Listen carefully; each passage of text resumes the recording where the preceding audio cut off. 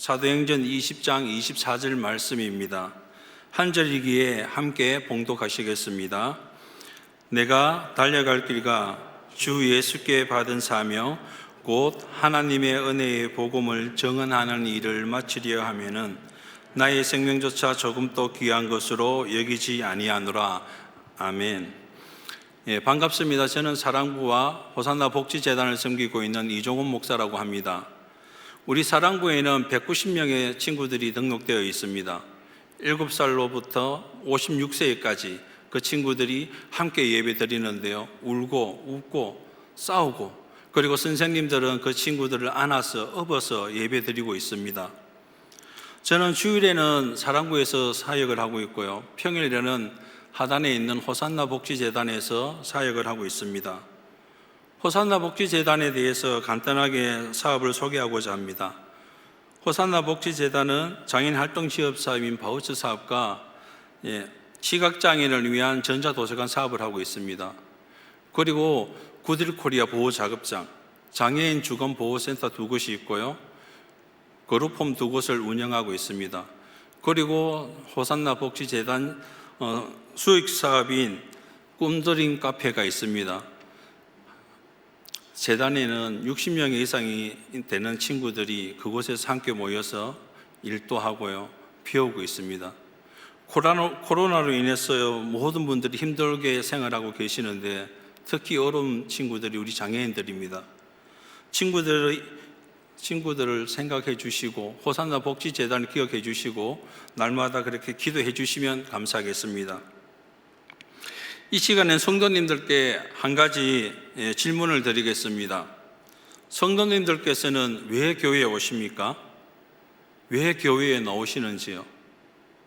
아니, 목사가 뭐 저런 질문을 하냐라고 말씀하실 수도 있습니다.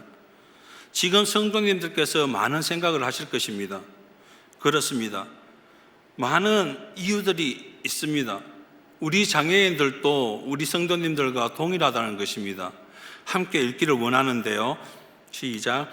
장애인이 교회에 존재하여야 하는 이유는 비장애인들이 교회에 있어야 하는 이유와 똑같다. 짧은 한 절이지만 기억해 주시면 감사하겠습니다. 오늘 설교 제목은요, 하나님을 만난 당신은 어떤 꿈을 꾸고 계십니까? 라는 제목입니다. 우리 성도님들께서는 지금 누구를 만나고 계시며 어떤 꿈을 꾸고 계십니까? 오늘 이 시간에는 제가 만난 분을 소개하고요, 그리고 그 사랑부 사역을 통해서 받은 은혜를 나누고자 합니다. 저는 1999년 호산나 교회에 등록한 등록교인입니다. 그리고 제자반 사역반을 17기를 수료했습니다. 2003년도에는 순잔축제 때 꼴통순원으로 그 영상에 등장도 했습니다. 아무튼 탈도 많고 문제도 많은 그런 성도였습니다. 그런 사람이 과연 누구를 만났기에 지금 이 자리에서 말씀을 선포하고 있는지, 어떤 꿈을 꾸고 있는지 나누고자 합니다. 벌써 2021년 1월 하고 셋째 주가 흘러가고 있는데요. 어떻게 성경 통독이나 성경 필사는 잘하고 계십니까? 아니면 읽고 쓰는 것을 방학이라서 중지하고 방학을 즐기고 계십니까? 그렇지만 포기하지 마시고 끝까지 노력하시기를 부탁드리겠습니다. 교회를 다니지 않든 많은 분들이 연초가 되면 작심삼일로 끝날 줄 알면서도 참 크고 큰 방대한 계획을 세우십니다. 우리 성도님들께서는 연초 계획이 무엇이었습니까? 바라고 소망한 일이 무엇이었습니까? 아마 연초 계획이 지금쯤 기억조차 못하실 분도 계실 줄 압니다.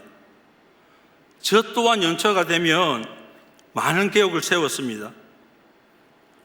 1년의 성경을 집독하기 위해서 40일의 성경을 일독해야지. 이번에는 정말 술을 끊어야지. 이번에는 정말 담배를 끊어야지. 다른 분의 계획이 아니라 제가 주님을 인격적으로 만나기 전에 삶의 저의 모습이었습니다. 저의 연초 계획이었습니다. 그럼 제가 지금 이 자리에서 말씀을 선포하고 있습니다. 오늘 설교 제목이 함께 보기를 원하는데요, 하나님을 만난 당신은 어떤 꿈을 꾸고 계십니까? 입니다. 우리가 살아가다 보면 누구를 만나는 것은 당연한 일입니다. 그리고 그 사람과 어떤 꿈을 꾸고 있는지가 중요한 일입니다. 우리가 세상을 살아가다 보면 누구를 만나게 되면 그 사람 가운데 좋은 만남이 있을 수도 있고요, 그 가운데 아름다운 만남일 수도 있고요, 절대 만나서는 안 되는 만남도 있을 수 있습니다. 뿐만 아니라 이렇게 아름다운 교회에서 행복한 성도로서 만날 수도 있고요, 뿐만 아니라 죽지 못해서 왼수 같은 그런 만남도 있을 수 있습니다. 이 자리에는 왼수 같은 만남은 없을 줄 믿습니다. 오늘 이렇게 만난 것도 주님이 주신 귀한 만남인데요, 새해 첫 예배를, 대면 예배를 드리는데요, 너무 긴장이 됩니다. 예, 목사님도 그렇게 하지 못하셨는데 너무 떨리고 해서 너무 힘들었습니다.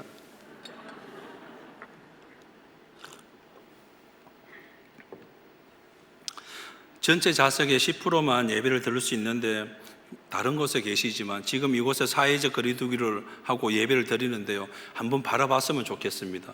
눈빛을 마주 보시고요, 이렇게 인사했으면 좋겠습니다. 아름다운 교회에서 행복한 성도로 만나게 되어서 감사합니다.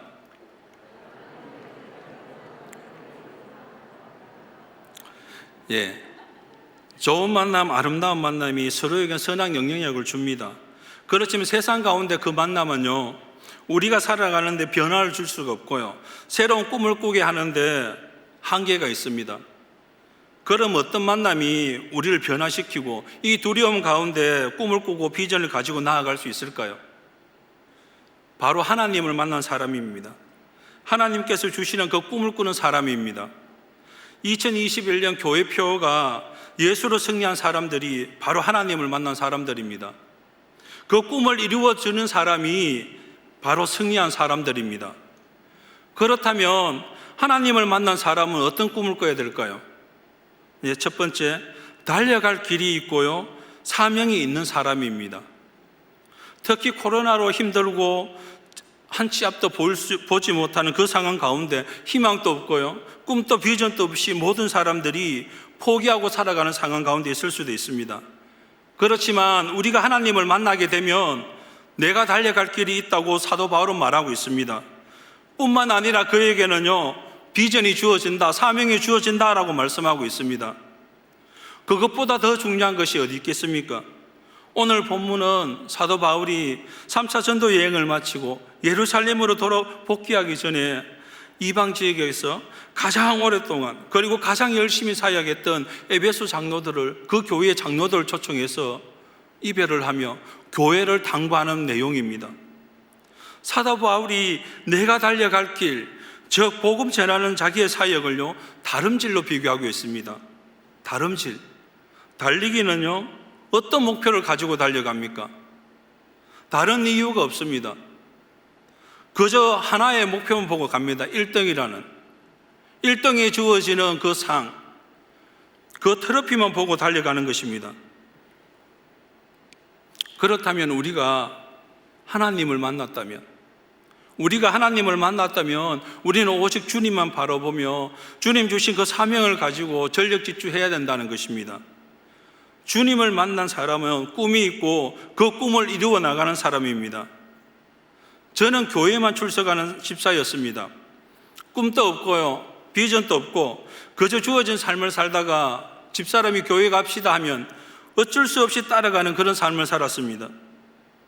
그런 제가 주님을 만나게 되므로 어떤 변화가 일어났는지, 어떤 꿈을 꾸게 되었는지, 어떻게 저렇게 꼴통이 목사가 되어서 하나 삶을 살고 있는지 하단설교에서 제가 간증을 했는데 많은 분들이 궁금해 하시더라고요. 그래서 이번 기회에 다시 한 번 더 나누고자 합니다. 우리가 주님을 인격적으로 만나게 되면은요, 우리가 생각지도 못하고 우리가 이해하지도 못한 길로 인도하시는 그 하나님의 일하심을 목도하게 되는 것입니다. 2003년 하단성전에서 예배 드릴 때 제가 이렇게 소원을 합니다. 주님, 10년 후에는 제가 이 자리에서 말씀을 선포하겠습니다. 이렇게 소원을 합니다. 그리고 저희 아내는요, 저보다 믿음이 더 좋은 사람인지라 40일 새벽 기도 때 5층 사랑구실을 두고 기도하는데 하나님께서 이런 마음을 주셨다고 합니다. 이 산지를 너희에게 주겠다는 마음을 주셨다고 합니다. 그런데 2003년 제가 그렇게 서원하기 전에요, 저는 다니는 직장에서 가장 술을 잘 먹었습니다. 가장 술을 좋아하는 사람이었습니다. 정말 황당하고요, 어처구니 없는 일이죠. 그런데 참 놀라운 일이 벌어집니다. 주님께서는 저에게 10년 되는 그 해에 호산나 교회는 아니었지만 포항에 있는 모 교회에서 말씀을 선포하게 하셨습니다. 더 중요한 것은요, 세월이 지나서 저는 이곳에서 말씀을 선포하고 있고요, 저희 집사람의 그 바람처럼 저는 사랑부를 섬기고 있고요, 하단성전 사랑부실이 있던 그 건물에서 복지재단 국장으로 그 건물 전체를 섬기고 있습니다. 하나님께서는요, 우리 삶을 인도하시면 그 길을 열어가시는 것을 볼 때는 한치의 오차도 없습니다. 너무 정확하게 그 길로 인도하시는 분을 보게 되는 것입니다. 오늘 이 예배 가운데 이 모든 성도님들이 하나님을 인격적으로 만나기를 원합니다. 꿈을 꾸며 비전을 발견하는 시간이 되시기를 축복합니다. 저는 중학교 시절 꿈이 목사였습니다. 그런데 그 꿈과는 반대의 길을 걸어가고 있었고요, 그렇게 고등학교를 졸업하고 군 생활을 시작을 하면서 군에서 담배를 배우게 되고요, 술을 마시기 시작했습니다. 우리 성도님들께 한 가지 여쭤보겠습니다. 혹시 술을 드셔보셨습니까? 그 술맛 혹시 기억하십니까? 저는 처음에 그 뚜껑이 그림이 있는 그 소주를 마시기 시작했습니다. 그 술맛이 얼마나 단지요, 마치 꿀송이를 먹는 것 같았습니다. 얼마나 달고 맛이 있든지 하루에 대병을 한 병씩 먹어야 됐고요, 담배도 하루 한 각 이상 피워야 됐습니다. 그렇게 신앙은 온데간데 없이 다 사라져 버렸고요, 군 생활을 하는 도중 저는 집사람을 만나게 되었습니다. 그래서 집사람과 결혼을 하고 부산에 있는 공무원으로 임용을 받아서 결혼하게 되었습니다. 참 부끄러운 일이지만요, 제가 24살의 나이에 집사람에게 청혼을 했습니다. 그리하여 25살에 결혼을 하였고요, 지금은 25살의 아들이 있습니다. 그리고 다행스럽게 그분과 25년째 잘 살아가고 있습니다. 그 흔한 반지 하나 없이 저희 집사람에게 이렇게 얘기를 했습니다. 그 사람 많은 터미널에서 나랑 결혼합시다, 끝이었습니다. 그런데 집사람은 이해하지 못한 말을 했습니다. 그 황당한 말을 듣고 제가 이렇게 얘기를 했습니다. 집사람이 제가 결혼합시다 라고 얘기를 하니 저희 집사람은 이렇게 얘기를 합니다. 본인은 아무하고도 결혼을 하지 않고 평생을 장애인 시설에서 그들과 함께 살겠습니다 라고 얘기를 하더라고요. 이해할 수가 없었습니다. 말도 안 되는 소리죠. 그 황당한 얘기를 듣고 제가 이렇게 얘기를 했습니다. 아, 그래요? 그럼 제가 돈을 많이 벌어서 장애인 시설을 운영하겠습니다. 우리 장애인 시설에서 같은 직장 동료로 평생을 일합시다 라고 얘기를 했습니다. 그 말 한마디로 결혼하게 되었습니다. 당연히 그것은 거짓말이었고요, 저 또한 그때까지 단 한 번도, 단 한 명도 장애인을 본 적이 없었습니다. 결혼을 하고도 저는 일주일에 5일 정도는 술에 취해 있었습니다. 매일 새벽 5시에 술을 먹고 올라오면 집사람이 새벽 기도 갔다가 저를 마중 나왔습니다. 그런데 항상 그 모습을 지켜보는 분이 계셨는데요, 그분이 요구르트, 우유 배달하는 아주머니였습니다. 그 아주머니께서 저희들을 매일 마주치니까 이렇게 얘기를 합니다. 부부가 어떻게 그렇게 금술이 좋습니까? 매일 새벽마다 함께 운동하시네요 라고 얘기를 해요. 부럽습니다, 이렇게 얘기를 하시더라고요. 참 부끄러운 이야기죠.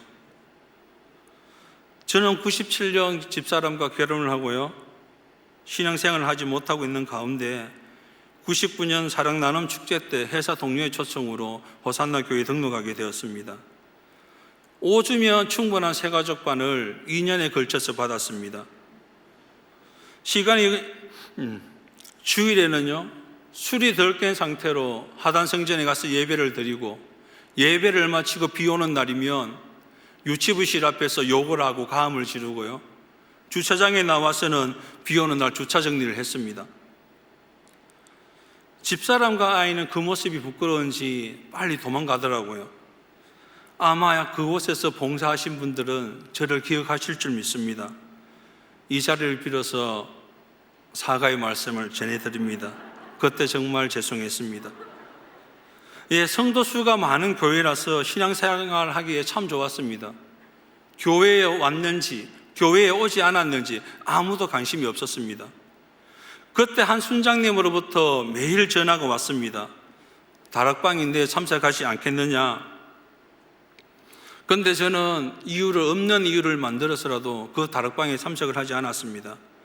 그런데 순장님께서는 한 주도 쉬지 않고 저에게 매일 전화를 주셨습니다. 그러면서 이렇게 전화를 하셨습니다. 아우, 형제님, 이렇게 이번 주에는 다락방 모임을 안 합니다. 횟집에서 식사 교제하니 소주 좋아하니까 소주 한잔 하러 오세요라는 전화였습니다. 그 전화 한 통이 저희 삶을 완전히 바꾸어 나왔습니다. 그래서 저는 다락방 모임이 아니라 소주 한 잔에는 말하고 바로 그 자리를 달려갔습니다. 정말 한 테이블에는 소주 한 병이 예쁘게 이렇게 놓여져 있었고요. 다른 테이블에서는 순장님께서 다락방 모임을 하고 계셨습니다. 예, 순장님께 쏘은 거죠. 그날 먹은 술이 제가 먹어본 술 중에 가장 맛이 없는 술이었습니다. 결국 순장님께서 따라주시는 소주 3잔을 먹고 더 이상 먹지를 못했습니다. 그렇게 저는 다락방 모임을 가기 시작을 했고요. 한 사람 한 사람 알아가면서 다락방이 너무 재미있었습니다. 어느 순간부터는요, 그 다락방이 너무 좋아서 다락방을 기다리게 되고요, 그 사모하게 되더라고요. 말로 표현할 수 없도록 금요일이 기다려졌습니다. 다락방 모임이 끝나고 나면 순장님께서 대구로 돌아가시고 나면은요, 그 시간이 너무 아까워서 너무 아쉬워서 순원들이 다시 모입니다. 순원들이 다시 모여서 성령에 불타는 금요일이 아니라 세상 말로 불금을 보내기 위해서 성경책은 다 수포에 맡겨놓고 다 술집으로 내려갔습니다. 그렇게 다락방은요, 나날이 부흥했습니다. 그 다락방은 2개로 나눌 정도까지 부흥을 했는데요. 그런데 중요한 것은 그렇게 매일매일 불타는 금요일을 보내던 사람들이 한 사람 한 사람 주님을 인격적으로 만나게 되었습니다. 어떤 변화가 일어났을까요? 저는 이런 모습으로, 그리고 다른 분들은 순장님으로, 그리고 모든 분들이 제자반 사역권을 마치고 지금 이 호산나 교회에서 섬기고 계십니다. 주님을 인격적으로 만났기에 가능한 일이었습니다. 오늘 이 예배에 계신 모든 분들이 주님을 인격적으로 만나시기를 원합니다. 다락방 모임에 가면 그 순장님께서 저에게 매번 하시는 질문이 한 가지 있었습니다. 그 질문을 지금도 이해할 수 없습니다. 왜 그런 질문을 하셨는지. 다락방에 가면 그 순장님께서 지금 당장 하고 싶은 일이 무엇입니까? 라고 물었습니다. 매 다락방마다 물었습니다. 저는 그 순장님의 말씀에 이렇게 얘기를 했습니다. 생명에 지장 없이 한 2달 정도 쉬고 싶습니다. 2달 정도 쉬면서 성경을 한번 읽어보고 술도 끊고 사람답게 인간답게 살고 싶습니다라고 얘기를 했습니다. 그러던 2003년 수요일 집 앞에 작은 교회에 예배를 드리게 되었는데요. 그때 목사님의 말씀이 고린도전서 3장 16절 17절 말씀이었습니다. 함께 보시겠습니다. 시작.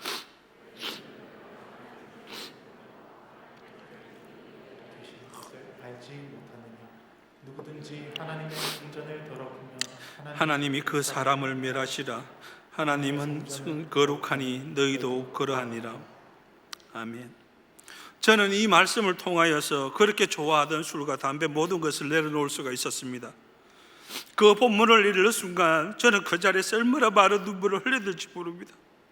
내가 지금까지 그 주님의 성전이 몸을 더럽혔구나. 그런 사람은 주님께서 17절 하반절에 보니 그 사람을 멸한다는 말씀이 보였습니다. 그래서 저는 그 자리에서 이렇게 결단을 했습니다. 주님, 앞으로는 주님의 그 성전을, 그 몸을 깨끗하게 하겠습니다.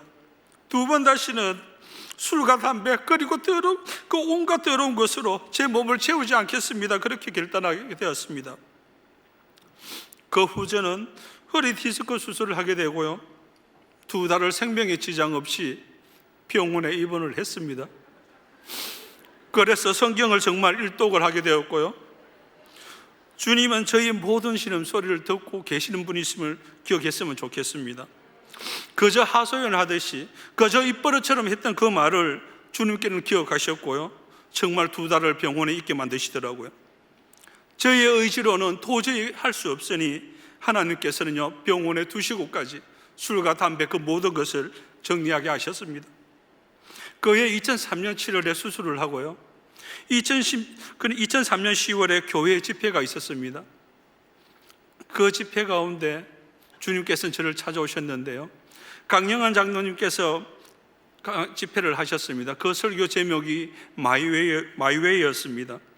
그 집회 가운데 주님께서는 저를 찾아와 주셨고요, 위로해 주셨습니다.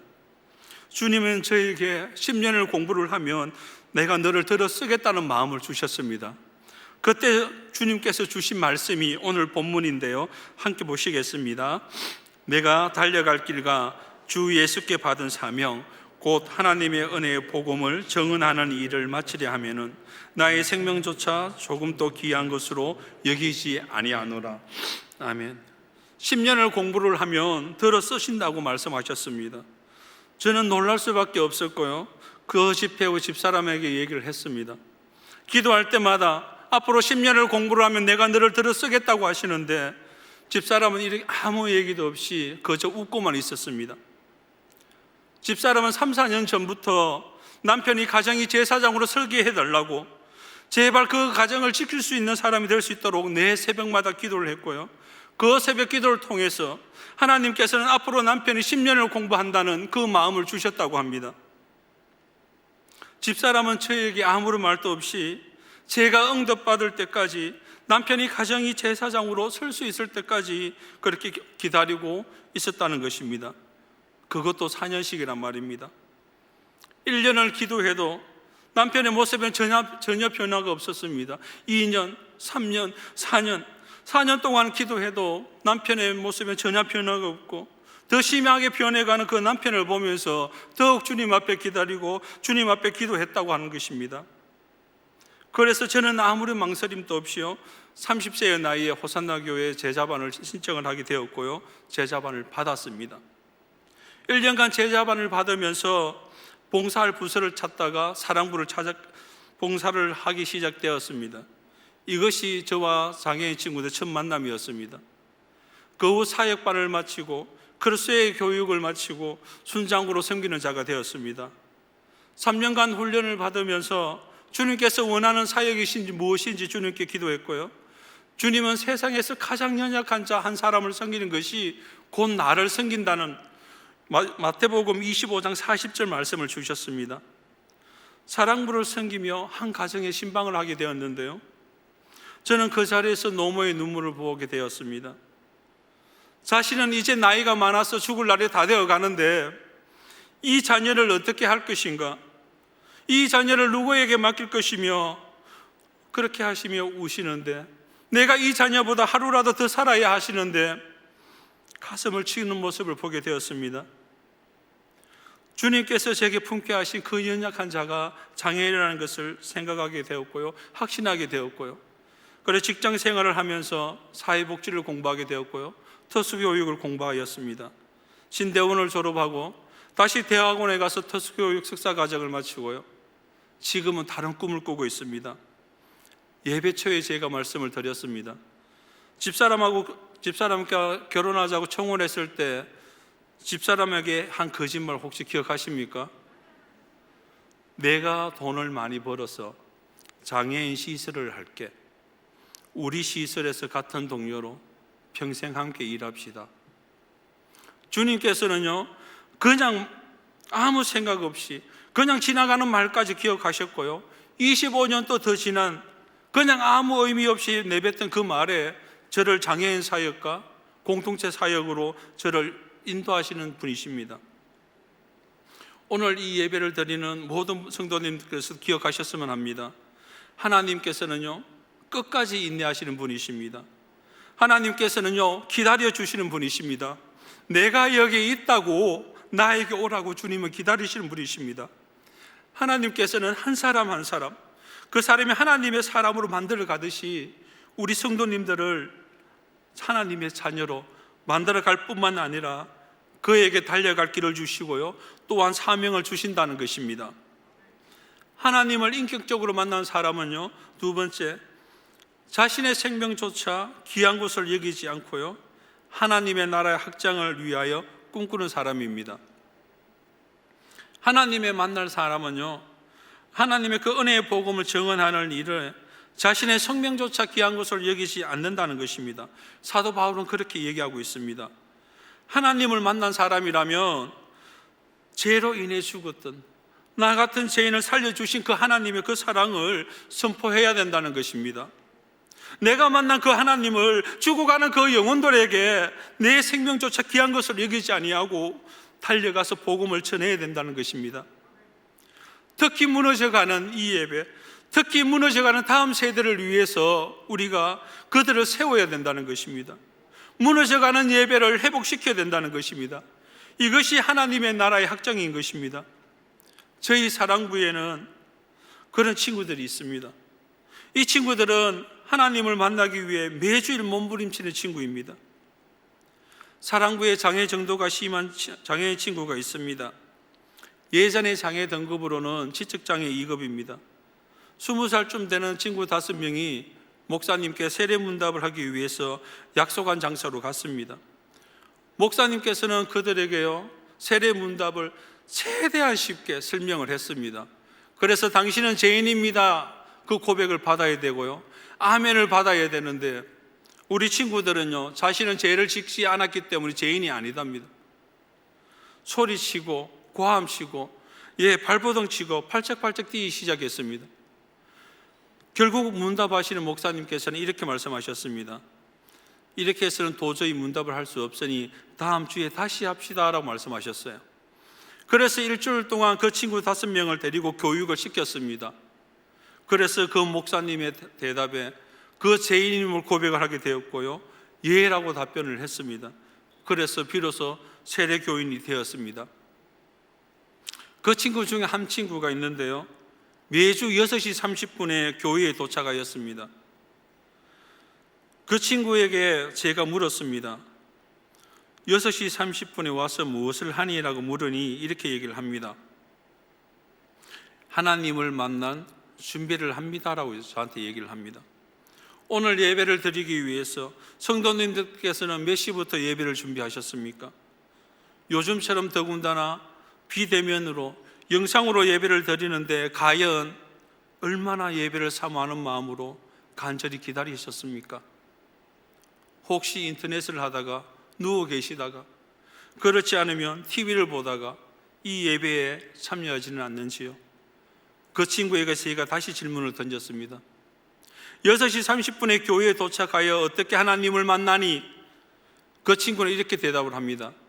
6시 30분에 도착하여 60개 이상 되는 책상을 정리하고 친구들과 선생님들이 도착하면 책상을 정리하지 않아도 되니까 하나님을 빨리 만날 수 있다는 것입니다.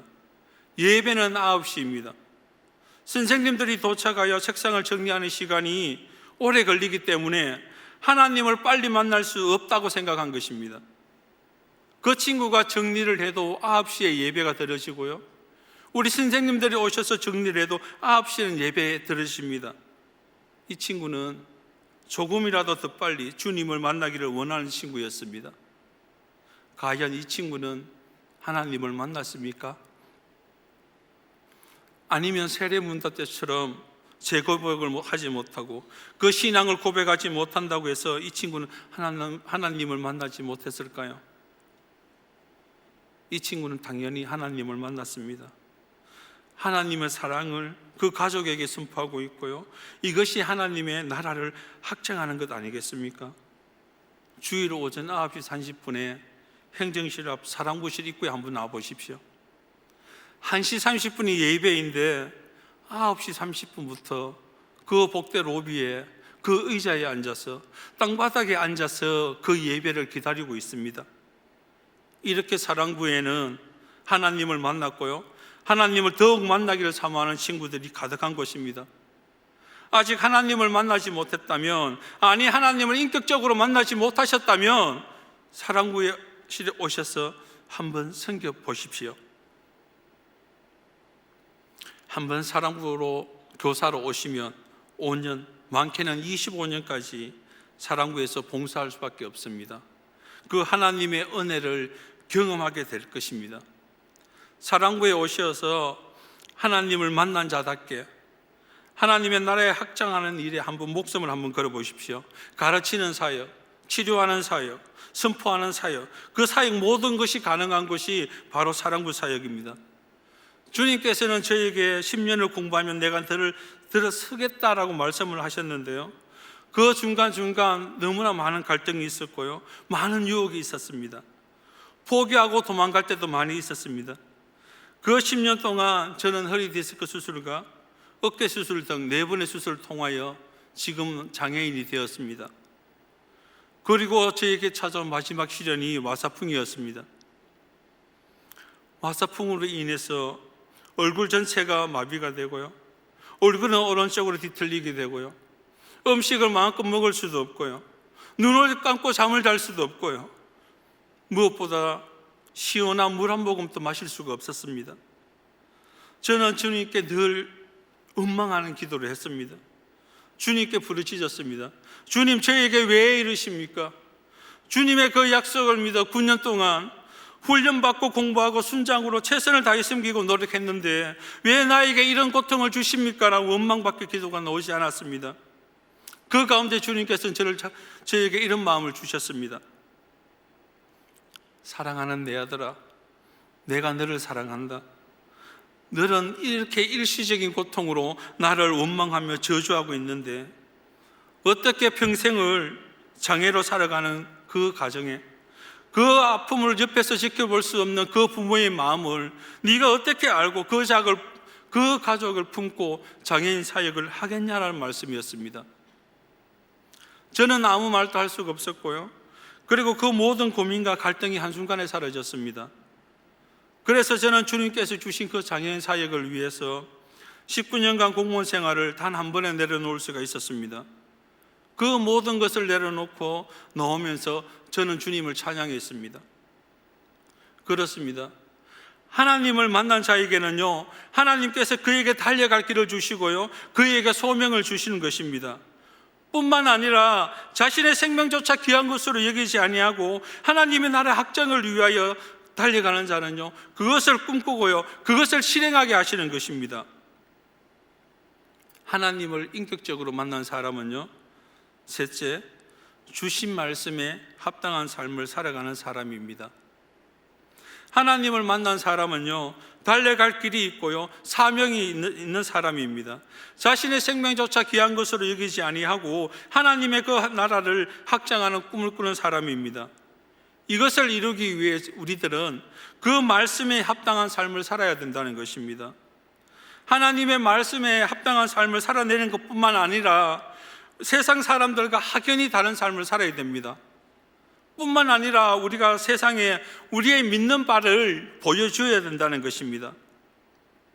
삶으로 복음을 증언하는 일, 그 일을 보여주기 위해서는 말씀에 합당한 삶을 살아야 되고요, 무엇보다 예수 그리스도로 승리해야 한다는 것입니다.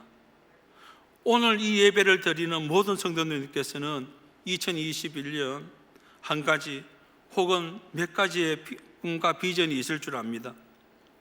우리 성도님들께서는 비전이 무엇이라고 생각을 하십니까? 저는 주님이 우리에게 주신 그 삶 자체가 꿈이고 비전이라고 정의를 내립니다. 하나님께서 창세전에 우리를 불러주시고요, 주님을 자녀 삼아주신 그 순간이 바로 꿈과 비전의 시작이라고 생각을 합니다. 그렇기 때문에 우리는 나이와 상관없이 꿈을 꾸며 비전을 가지고 나아갈 수 있는 것입니다. 이 나이에 내가 무엇을 할 수 있을까? 무슨 꿈을 꿀 수 있을까? 이것이 아닌 것입니다. 요엘서 2장 28절 말씀입니다. 함께 보시겠습니다. 그 후에 내가 이 내용을 부어주리니 너희 자녀들이 장래일을 말할 것이며 너희 늙은이는 꿈을 꾸며 너희 젊은이는 이상을 볼 것이며. 그렇기 때문에 우리가 하나님을 만난 사람은 꿈을 꾸며 비전을 향해 달려가는 사람입니다. 오늘 본문에 보면 은혜의 복음을 증언하는 이라는 말씀이 나옵니다. 이것이 우리에게 주신 비전이며 꿈인 것입니다. 이것을 실행하고 행하는 사람은요, 주님을 만난 사람이고 주님을 꿈꾸는 사람이며 예수로 승리한 사람입니다. 이것을 주님께서 우리를 창조하신 목적이고요, 이것을 실행하는 사람이 하나님을 이것이 우리의 목적이고요, 우리는 그 목적에 부합하여서 하나님을 영화롭게 하는 삶을 살아야 된다는 것입니다. 주님을 인격적으로 만난 사람은 달려갈 소명이 있다는 것입니다. 그 소명이 있다는 것입니다. 그 소명이 확실하다는 것입니다. 복음을 위하여 자신의 생명조차 귀한 것으로 여기지 않는다는 것입니다. 말씀에 합당한 삶을 살고자 몸부림치는 사람입니다. 꿈을 향해 달려가는 사람입니다. 이 예배를 드리는 모든 성도님께서는 주님의 은혜의 복음을 위하여 자신의 생명조차 귀한 것으로 여기지 아니하며 말씀에 합당한 삶을 살며 무엇보다도 꿈을 꾸며 비전을 이루어 가시기를 소원합니다. 부끄러운 이야기도 많이 했습니다. 그렇지만 주님 안에서 한 형제이기 때문에 나누었고요, 제가 예배 전에 말씀드렸던 것처럼 꼴통이 어떻게 목사가 되었는가? 하나님을 만나면 됩니다. 하나님을 인격적으로 만나면 하나님께서 꿈을 주시고요, 그에게 달려갈 길을 보여주신다는 것입니다. 끝으로 사랑부를 섬기며 받은 은혜를 나누고자 합니다. 장애인 친구를 섬기고자 제가 사랑부를 찾아갔는데요, 오히려 그 사랑부는 그 친구들을 통해 저는 매주일이요 은혜의 자리였고요, 눈물의 자리였습니다. 알아들을 수도 없는 말을 손을 들고 기도를 하고요, 춤을 추며 찬양하는 그 모습은 천사들이었습니다. 그곳이 하나님이 진정 기뻐하시는 예배의 처소였습니다. 하나님의 임재가 그곳에 임하는 그 처소임을 보게 되었습니다. 전혀 변화가 일어나지 않을 것 같은 그 친구들에게 말씀을 통하여서 그들이 변화가는 모습을 보았습니다. 오직 복음만이 이 친구들을 살릴 길이고요, 이 친구들을 변화시키는 길임을 보게 되었습니다. 사랑사원부에는 많은 친구들이 자신들의 죄를 고백을 합니다. 전도 폭발을 받은 친구들이 있는데요, 전폭을 하시는 집사님, 근사님들께서 그들의 믿음을 보시고 깜짝 놀라셨다고 하십니다. 그 이유는요, 그 친구들이 구원에 대한 확신이 있다는 것입니다. 자신이 죽어서 100% 천국에 간다는 그 확신을 가지고 입술을 열어서 고백을 하고 그런 믿음을 가지고 소망을 가지고 살아간다는 것을 들었습니다. 사랑부의 모든 친구들은요, 주님을 만난 자녀답게 예수님을 알고 예수님을 고백하고 예수님을 닮은 삶을 살고자 몸부림치는 친구들이고요, 예수로 승리한 사람들답게 기도하는 친구들입니다. 친구들에게 복음을 전파하는 일, 그 친구들을 통하여 그 가정이 주님께로 돌아오는 그 귀한 사역이 바로 사랑부 사역입니다. 주님의 지상명령, 땅끝까지 이르러 내 정의를 되라 하신 주님의 그 명령이십니다. 사랑부 사역도 선교입니다. 영혼을 살리는 일, 하나님의 나라를 확장하는 일, 이렇게 좋은 사역을 왜 사랑부 선생님들께만 맡겨두시려고 하십니까? 오늘 말씀을 듣고 마음에 감동이 있으신 분들은 사랑부실로 오셔서 교사로 아니면 기도로 후원해 주시기를 부탁드리겠습니다. 이 예배를 드리는 모든 성도님들께서는 2021년 그 다른 누군가를 만나는 것으로 만나고자 애쓰지 마시고 하나님을, 그 주님을 인격적으로 만나시기를 축복합니다. 작심삼일이 되더라도 좋습니다. 계획을 세우십시오. 괜찮습니다. 계획을 세우시고 또 세우시고 또 세우시고 주님 앞에 무릎 꿇고 나가십시오. 그럼 주님은요, 우리를 세워주시고 그 계획을 실행할 수 있도록 우리를 도와주시는 분이십니다. 사람은 절대 쉽게 변하지 않습니다. 그런데 더 변하지 않는 것이 있습니다. 그것은요, 하나님의 끝없는 사랑입니다. 하나님의 불변하신 사랑이시며 영원하신 사랑입니다. 그 사랑을 경험해야 되지 않겠습니까? 절대 포기하지 마시고, 교회에 출석만 하던 제가 이렇게 주님을 인격적으로 만나서 말씀을 선포하고 있지 않습니까? 꿈을 가지시고 주님께 그 주시는 비전을 이루어 가시기를 축복합니다. 그리고 2021년에는 꼭 주님을 인격적으로 만나서 그런 한 해가 되었으면 좋겠습니다. 코로나로 인해서 무너져 있는 그 예배를 회복시켜 달라고, 그리고 경건 생활을 다시 회복시켜 달라고 그렇게 기도하시고요, 예수 그리스도로 승리하는 삶을 사시기를 축복합니다.